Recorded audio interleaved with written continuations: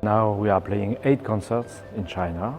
What is perhaps very new for me is that China is the place of the future.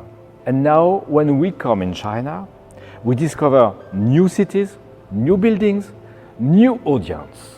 And this is very interesting, very dynamic. That's the way of China today, also for classical music, and that's incredible. We are not only in time to planify the future, but also to find our roots, to have solid basis to make the future. I will like to hear Chinese music in Versailles. It will be a very interesting exchange between two kinds of singers, two kinds of traditions, but also to make classical music together.